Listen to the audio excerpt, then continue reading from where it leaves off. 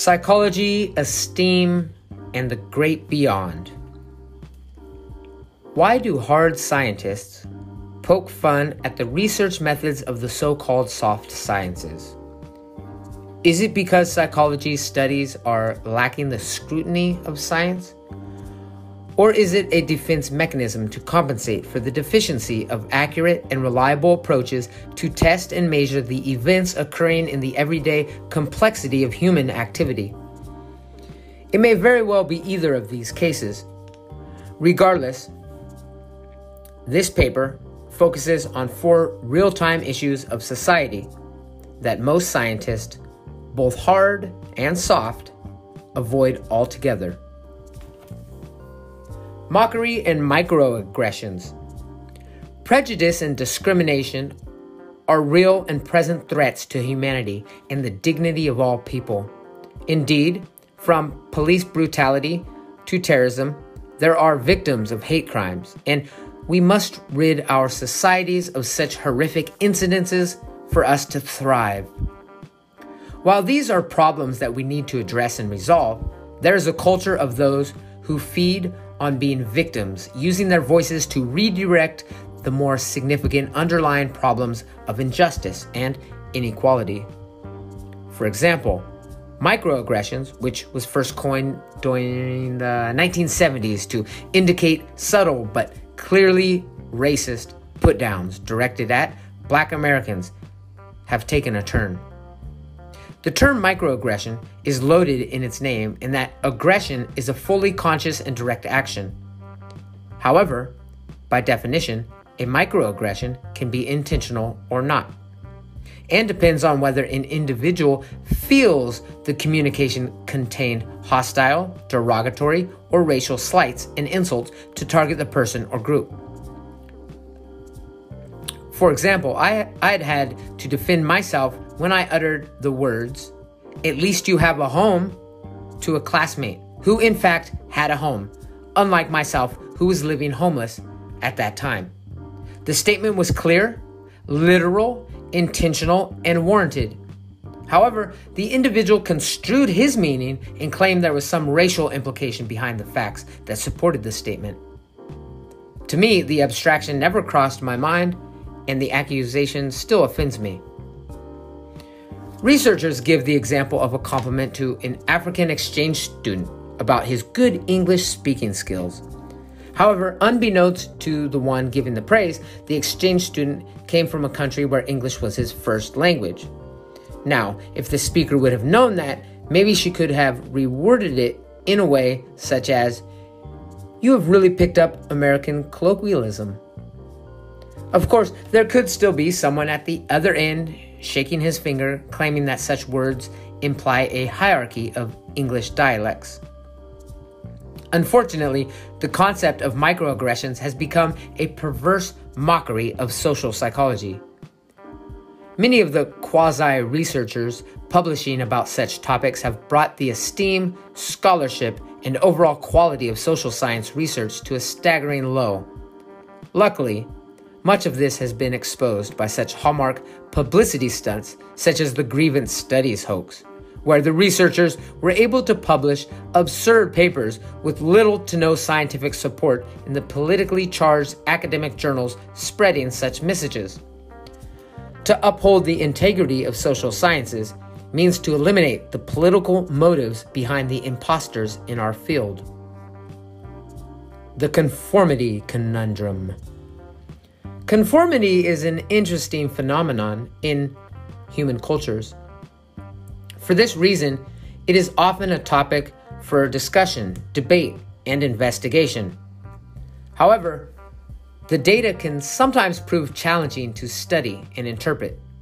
For instance, logically, we may assume that collectivist cultures would display more conformity, while individualistic ones would be more likely to rebel to the social norms.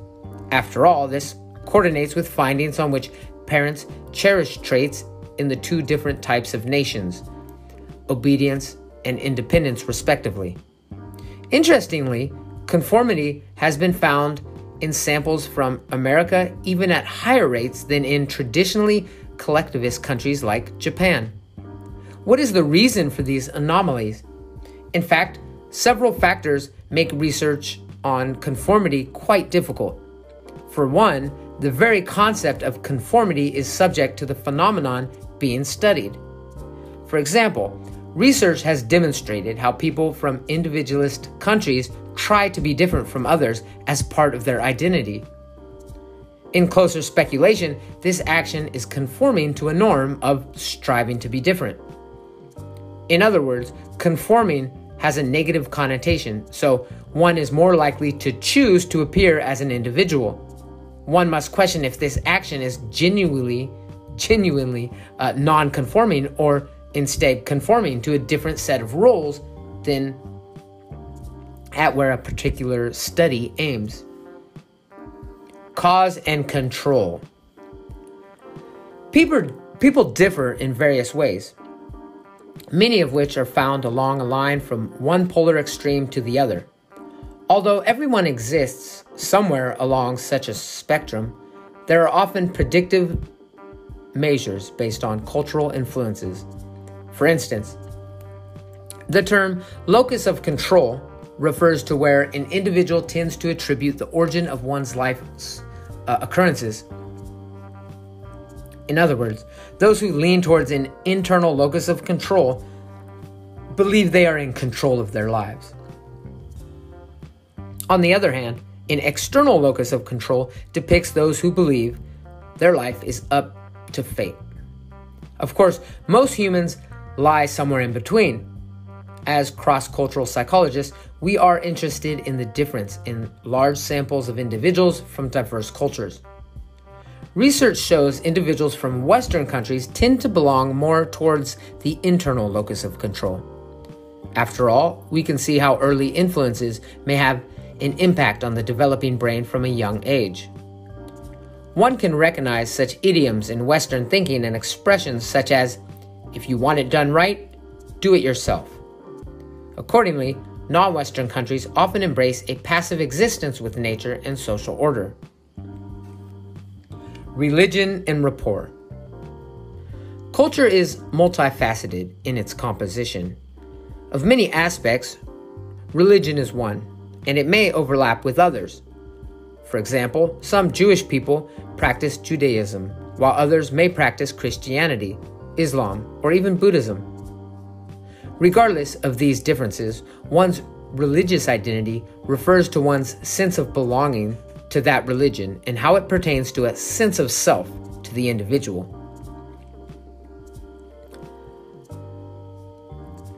Research has identified 4 dimensions of cultural variation in regard to religion, namely, believing, bonding, behaving, and belonging. Each dimension has specific qualities related to cognition, behavior, and action. However, bonding, which is an emotional state of being, goes beyond mere thoughts and outward expression. In this dimension, one practices rituals, whether through meditation, prayer, or some other form, the highest being awe. This form highlights the presence of emotion by powerful and long-lasting respect or admiration. Conclusion. In this paper, I've explored 4 areas of particular interest for emerging scholars in the field of psychology. Although the problems are left unresolved, the glimpse provided in each of the issues' description, illuminating the complexity, making the reader better fit to traverse the human experience as a researcher. Thank you.